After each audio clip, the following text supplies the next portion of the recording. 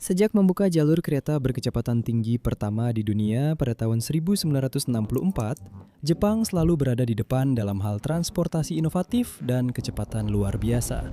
Sekarang, lebih dari setengah abad kemudian, Jepang siap mengejutkan dunia sekali lagi. Jalur bersejarah Tokaido Shinkansen, jalur yang pertama kali memperkenalkan istilah kereta peluru kepada kita, sedang mengalami perluasan besar-besaran. Perluasan ini awalnya akan membentang dari Tokyo ke Nagoya, lalu nantinya akan diteruskan dari Tokyo hingga Osaka. Dan jalur ini akan menempuh jarak sekitar 500 km dalam waktu kurang dari setengah waktu yang dibutuhkan kereta cepat pertama, menjadikan Jepang sekali lagi sebagai rumah bagi kereta komersial tercepat di dunia. Di episode Looking For kali ini, kita akan melihat secara mendalam perkembangan revolusioner dalam transportasi ini. Kita akan mempelajari teknologi yang hampir seperti sulap yang memungkinkan kereta bergerak begitu cepat dan begitu andal. Kita akan mengumpulkan bukti-bukti yang ada untuk melihat seperti apa jalur kereta baru ini dalam prakteknya dan bagaimana dampaknya terhadap masyarakat Jepang. Dan kita bahkan akan mencoba untuk naik ke dalamnya dan merasakan seperti apa rasanya bepergian dengan kecepatan 500 km per jam di kereta penumpang yang nyaman. Selamat datang teman-teman di Chuo Shinkansen. Meskipun saat ini mewakili teknologi transportasi paling mutakhir, proyek Chuo Shinkansen sudah dikerjakan sejak awal tahun 1970-an. Setelah keberhasilan jalur awal tahun 1964, Jepang mulai mencari apa yang saat itu disebut sebagai metode transportasi generasi berikutnya. Hal ini mengarah pada pengembangan teknologi yang terdengar seperti sesuatu dari buku komik, yaitu levitasi magnetik superkonduktif. Sementara negara lain juga sedang mengerjakan proyek serupa pada saat itu, terutama Jerman Barat dan Amerika Serikat. Jepang adalah yang pertama memasukkan teknologi tersebut ke dalam kereta sungguhan dan mulai melakukan pengujian. Pada tahun 1979, kereta ML500 milik Jepang mencapai kecepatan luar biasa 517 km per jam di lintasan Uji Miyazaki, yang merupakan rekor dunia saat itu. Alasan dominasi Jepang pada periode ini adalah karena kereta mereka tidak hanya bersifat magnetik, tetapi juga menggunakan teknologi superkonduktor. Secara sederhana, ini berarti bahwa sementara negara lain hanya menggunakan magnet suhu ruangan, Jepang menggunakan magnet yang didinginkan. Tepatnya didinginkan hingga minus 269 derajat Celcius. Berkat fenomena yang ditemukan pada tahun 1930-an yang disebut efek Meissner, proses pendinginan super ini yang dicapai dengan menggunakan helium cair menghasilkan arus pada kumparan di sepanjang jalur yang menciptakan gaya angkat repulsif dan stabilitas lateral. Hal ini memungkinkan kereta akhirnya melayang setinggi 10 cm di atas rel saat melaju, jauh lebih tinggi dibandingkan yang bisa dicapai dengan suspensi elektromagnetik biasa. Peningkatan levitasi ini tidak hanya menakjubkan, tetapi juga memungkinkan kereta untuk melaju lebih cepat lagi. Namun pada awalnya, teknologi hiperfuturistik ini benar-benar terbatas di laboratorium saja. Meskipun begitu, Jepang muncul pada pertengahan abad ke-20 sebagai pemimpin dunia dalam perjalanan kereta listrik berkecepatan tinggi. Tokaido Shinkansen, yang berarti jalur utama baru rute pantai timur, memulai debutnya pada tahun 1964 dan mengangkut penumpang dengan kecepatan 210 km per jam.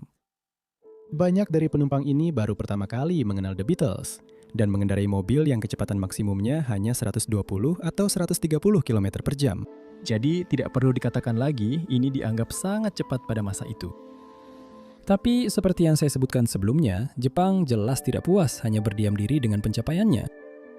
Para peneliti terus bekerja untuk meningkatkan kecepatan kereta, bahkan ketika seluruh dunia masih terkagum-kagum dengan Tokaido Shinkansen.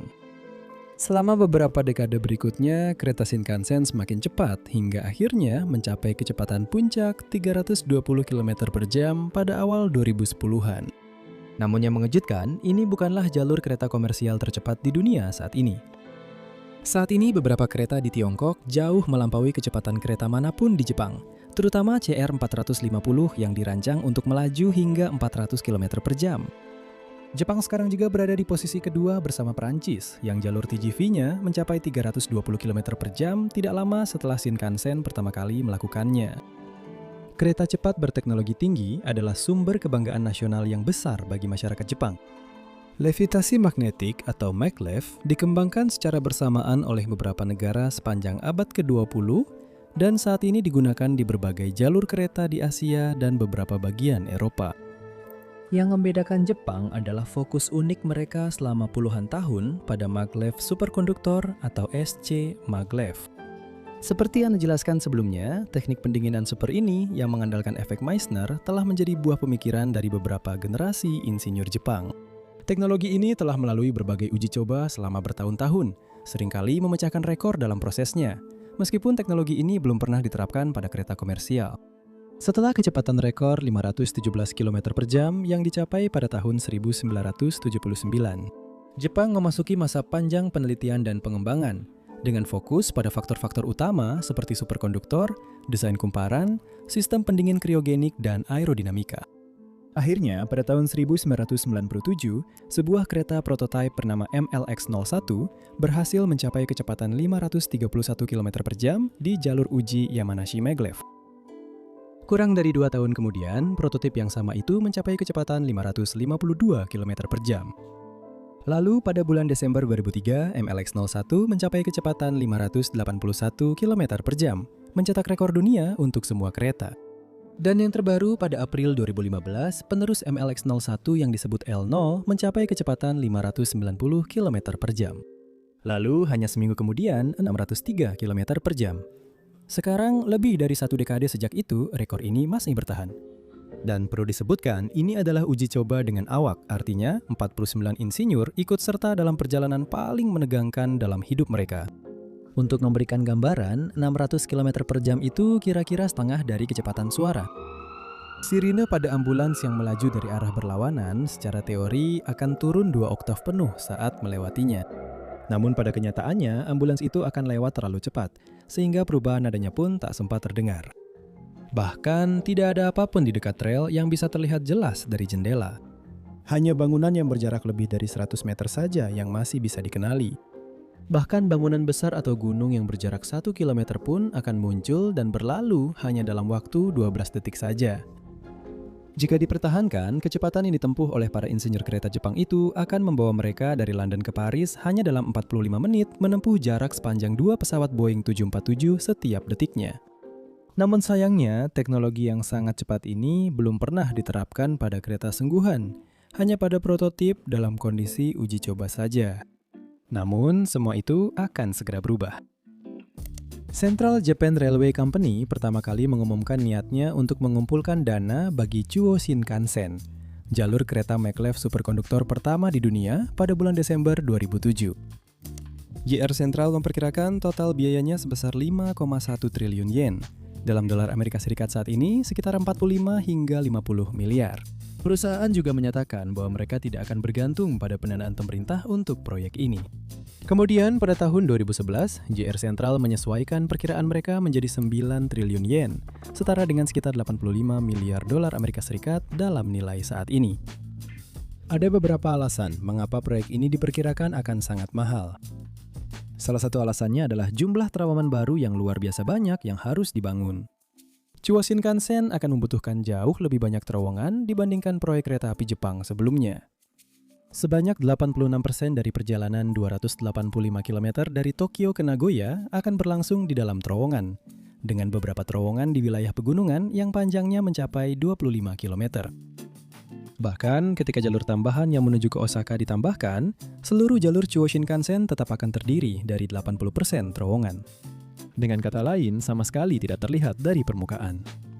Ada cukup banyak alasan mengapa jaringan terowongan yang sangat panjang ini diperlukan. Salah satunya, yang sebenarnya cukup jelas jika Anda pikirkan, adalah bahwa jalur kereta api harus relatif lurus.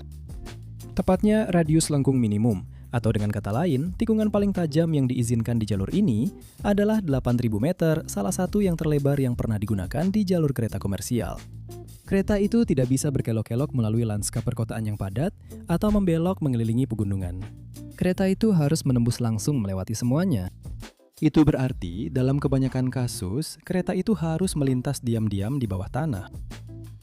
Mengirimkan kereta peluru dengan kecepatan 500 km per jam ke bawah tanah juga melindunginya dari cuaca, serta memberikan ketahanan yang lebih baik terhadap gempa bumi. Dan, percaya atau tidak, pada akhirnya menjadi lebih terjangkau jika dibandingkan dengan biaya untuk memperoleh lahan di wilayah yang padat penduduk tempat kereta itu akan beroperasi. Alasan lain yang lebih mengejutkan untuk menempatkan kereta di bawah tanah adalah kebisingan. Dan meskipun Anda mungkin berpikir sebaliknya, ini bukan tentang kebisingan mesin. Kereta seri L0 sepenuhnya bertenaga listrik. Kereta ini pada dasarnya melayang di atas magnet dengan gesekan minimal. Jadi bahkan relnya sendiri pun sangat sunyi. Bahkan, naik kereta ini akan terasa stabil dan sesenyap seperti mengemudi di jalan tol dengan Tesla. Namun, jika Anda berdiri di luar kereta saat kereta itu melintas, ceritanya akan sangat berbeda. Seluruh rangkaian kereta itu bisa saja memiliki berat sekitar 300 ton metrik. Saat kereta itu melaju menembus udara dengan kecepatan 500 km per jam, gelombang tekanannya sangat besar. Faktanya, hasil uji coba menunjukkan bahwa ledakan tekanan tersebut cukup keras hingga berpotensi menyebabkan kerusakan pendengaran. Belum lagi, sangat mengejutkan bagi para pejalan kaki. Berdiri di dekat rel saat kereta melaju kencang, Anda akan merasakan hembusan angin yang menyibaskan pakaian Anda. Dan suaranya seperti pesawat jet yang terbang rendah, mungkin sekitar 95 hingga 100 desibel. Seorang jurnalis yang ikut serta dalam uji coba awal pada tahun 2013 menulis sebuah judul sederhana. Kereta maglev menawarkan perjalanan yang mulus di dalam, tetapi suara yang memekakkan telinga di luar. JR Central telah menghabiskan waktu bertahun-tahun untuk menilai faktor kebisingan. Perusahaan tersebut mengklaim dengan cukup masuk akal bahwa kereta L0 lebih senyap dibandingkan pendahulunya. Namun demikian, kereta-kereta tersebut harus mencapai kecepatan maksimalnya di bawah tanah, jauh dari jangkauan pendengaran. Jadwal konstruksi awal ditetapkan pada tahun 2013, dengan rencana untuk menyelesaikan bagian awal Tokyo ke Nagoya pada tahun 2027. Bahkan pada tahap awal ini, bagian tambahan menuju Osaka diperkirakan baru akan selesai hingga tahun 2045. Namun, pada tahun 2016, pemerintahan Shinzo Abe menawarkan sekitar 3 triliun yen dalam bentuk pinjaman jangka panjang dengan bunga sangat rendah. Kesepakatan tersebut tampaknya membuat JR Central dengan cepat mempertimbangkan kembali janji awal mereka untuk tidak menggunakan pembiayaan dari pemerintah. Hal itu juga memungkinkan tanggal penyelesaian di Osaka dipindahkan dari tahun 2045 menjadi 2037. Pada tahun 2015, pekerjaan dimulai, lebih tepatnya penggalian terowongan dimulai. Pertama, sebuah terowongan sepanjang 7 km yang membentang di prefektur Yamanashi dan Shizuoka. Lalu pada bulan Desember, salah satu dari terowongan raksasa sepanjang 25 km yang akan menjadi terowongan terdalam di Jepang dengan kedalaman 1.300 meter di bawah tanah. Tahun berikutnya, pembangunan stasiun maglev dimulai di distrik khusus Shinagawa di Tokyo. Pada tahun 2021, proyek ini mengalami kecelakaan fatal pertamanya ketika runtuhan batu menimpa 2 pekerja laki-laki yang sedang memeriksa batuan dasar selama pembangunan terowongan di kota Nagasagawa. Salah satu pekerja tewas sementara yang lainnya selamat dengan kaki patah. Kabar buruk ini datang di tengah kontroversi lain yang sedang berlangsung, yang kini telah membayangi proyek ini selama bertahun-tahun. Persoalan ini berkaitan dengan prefektur Shizuoka yang menentang terowongan yang akan dibangun melewati pegunungan Alpen Selatan. Terowongan ini dirancang memiliki bagian sepanjang 8,9 km di Shizuoka. Namun, prefektur tersebut terus-menerus menolak memberikan izin untuk itu. Kekhawatiran yang dikemukakan adalah aliran air. Terowongan ini melintasi daerah aliran Sungai Oi, dan beberapa orang khawatir terowongan tersebut akan mengalihkan air dari aliran alami sungai yang berpotensi mengganggu pertanian, industri, bahkan pasokan air kota. Pada April 2020, sebuah panel ahli dibentuk untuk meninjau potensi dampak lingkungan dari terowongan tersebut. Mereka menyimpulkan bahwa dampak terhadap cekungan bawah tanah sungai akan kecil. Namun laporan tersebut kemudian dikritik oleh pemerintah Shizuoka sebagai, kutip, tidak memadai dan terburu-buru. Hal ini kurang lebih memberi Anda gambaran tentang sifat dari perselisihan yang sedang berlangsung. Karena belum ada tanda-tanda penyelesaian, JR Central belum membuat perubahan resmi apapun pada jadwal utama. Namun mereka telah mengakui bahwa keterlambatan di Shizuoka menjadi ancaman serius terhadap target penyelesaian seksi Tokyo-Nagoya pada tahun 2027. Tantangan seperti ini mungkin memang sudah bisa diperkirakan selama masa konstruksi. Tapi bagaimana dengan sekitar 66 juta orang yang tinggal di kota-kota yang akan dilayani oleh Chuo Shinkansen, yang dengan cemas menantikan kesempatan untuk bepergian dengan kereta tercepat di dunia? Jika diperiksa lebih detail, jalur kereta yang sudah selesai nanti akan memiliki total 9 stasiun. Para penumpang yang naik Chuo Shinkansen di stasiun Shinagawa di Tokyo, baik dari dalam kota maupun dari kereta penghubung, akan melewati 4 pemberhentian sebelum sampai di Nagoya. Namun meskipun begitu, perjalanan tersebut akan memakan waktu kurang dari 1 jam. Biasanya, bahkan dengan kereta cepat Tokaido Shinkansen yang asli, Perjalanan ini memakan waktu hampir 1 jam 30 menit. Mengingat sebagian besar perjalanan akan berlangsung di terowongan bawah tanah yang panjang, perjalanan ini mungkin akan terasa seperti teleportasi. Dan itu benar-benar akan terasa seperti teleportasi jika Anda memesan layanan ekspres yang melaju melewati 4 stasiun perantara dan langsung dari Tokyo dengan kecepatan penuh menuju Nagoya. Perjalanan ini, perjalanan sejauh sekitar 270 km akan selesai hanya dalam 40 menit. Mereka yang telah pernah mengikuti perjalanan uji coba menggambarkan sensasi di dalam kereta mirip dengan pesawat saat berada di ketinggian jelajah. Mengingat bahwa kereta ini secara teknis berada 10 cm di atas dasar rel, hal ini masuk akal. Dalam waktu 3 menit setelah berangkat dari stasiun di jalur ekspres, kereta akan secara bertahap dan lembut berakselerasi hingga mencapai kecepatan 500 km per jam. Volume suara yang relatif rendah di dalam kabin akan memungkinkan percakapan berlangsung dengan mudah. Tekanan kabin akan secara otomatis menyesuaikan saat memasuki terowongan untuk menjaga ketenangan suasana di dalam kereta dan mencegah efek yang tidak diinginkan seperti telinga terasa tersumbat. JR Central hanya merilis sebagian mock-up, tetapi interior kereta uji memberikan gambaran tentang seperti apa tampilan kabinnya nanti. Kursi sandar akan diatur dua-dua, mirip dengan kelas ekonomi pesawat, tetapi lebih lebar dan dengan ruang kaki yang lebih luas. Jendela akan berbentuk persegi panjang dan memanjang, mengutamakan pencahayaan serta suasana interior. Bagaimanapun juga, dunia di luar akan tampak sebagai pemandangan kabur yang hampir tak dapat dikenali. JR Central bahkan telah bereksperimen dengan menguji panel informasi OLED pada jendela itu sendiri, memberikan data rute atau tampilan pemandangan kepada penumpang. Jadi, ada kemungkinan Chuo Shinkansen akan menyertakan fitur seperti itu. Penjual dan fasilitas troli juga diharapkan akan ada, meskipun belum dikonfirmasi. Secara umum, desain minimalis ini tampaknya berfokus pada membuat penumpang seolah terbungkus dalam ruang yang tenang dan nyaman, benar-benar berbeda dari kenyataan yang terjadi di luar kereta. Bagaimana rasanya bepergian dengan kecepatan 500 km per jam dengan kereta? Singkatnya, jawabannya mungkin tidak jauh berbeda dengan bepergian dengan kecepatan lain dengan kereta. Satu-satunya hal yang mengejutkan adalah betapa tiba-tiba Anda sampai di tempat lain di ujung negara. Dan berbicara tentang negara itu, bagaimana bepergian dengan begitu nyaman dan mudah dengan kecepatan seperti itu dapat memengaruhi Jepang secara keseluruhan. Dalam hal infrastruktur, dampak langsungnya akan agak terlihat dengan sendirinya. Seperti yang telah disebutkan sebelumnya, sebagian besar jalur kereta akan berada di bawah tanah. Bahkan, banyak stasiun di sepanjang rute tersebut pada dasarnya akan menjadi perluasan dari stasiun yang sudah ada, memudahkan koneksi yang sering dengan kereta lain dan transportasi dalam sistem transportasi umum Jepang yang terkenal sangat baik. Chuo Shinkansen akan nyaris tak terlihat, seperti arteri dalam yang membentang di bawah permukaan negeri yang kasat mata. Namun, arteri tersebut kemungkinan besar akan memfasilitasi berbagai transformasi yang justru akan sangat terlihat. Proyeksi ekonomi seputar proyek ini sangat mengesankan, setidaknya bisa dibilang begitu. Dengan memangkas waktu perjalanan antara 3 wilayah metro terbesar di Jepang, Chuo Shinkansen bertujuan untuk menggabungkan kota terbesar di dunia, Tokyo, dengan Nagoya dan Osaka untuk menciptakan satu kawasan tenaga kerja dan pasar yang sangat besar. Ini tidak jauh berbeda dengan seolah-olah menggabungkan New York City, Los Angeles, dan Chicago menjadi satu kota besar yang luas, yang dapat dengan mudah dilintasi oleh semua penduduknya. Seperti yang ditunjukkan oleh pinjaman bunga sangat rendah dari pemerintah, hal ini memiliki dampak besar bagi negara yang sudah memiliki PDB terbesar ketiga di dunia.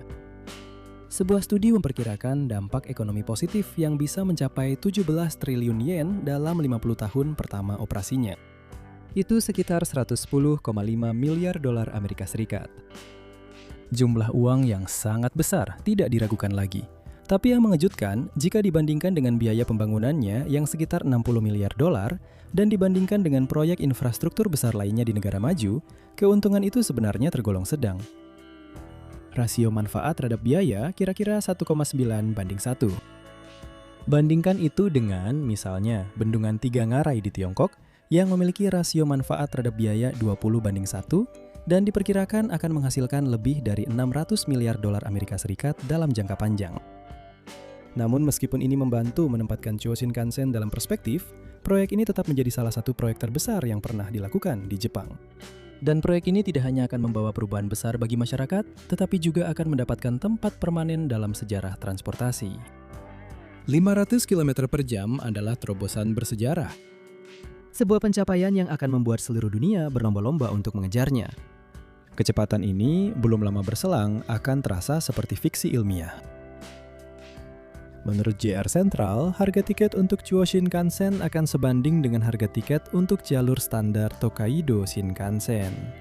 Selain banyak pebisnis yang akan menggunakan kereta ini untuk meningkatkan kesuksesan profesional mereka, tak terhitung banyaknya orang lain mungkin dari seluruh penjuru dunia akan naik kereta ini hanya untuk bisa mengatakan bahwa mereka pernah merasakan kereta tercepat yang pernah dibuat. Siapa tahu, mungkin Anda akan menjadi salah satu dari mereka. Terima kasih telah menonton, silakan bagikan pendapat Anda tentang Chuo Shinkansen di kolom komentar di bawah ini. Dan jangan lupa untuk like dan subscribe jika Anda menikmati videonya. Itu saja untuk saat ini, sampai jumpa di lain waktu di Looking For.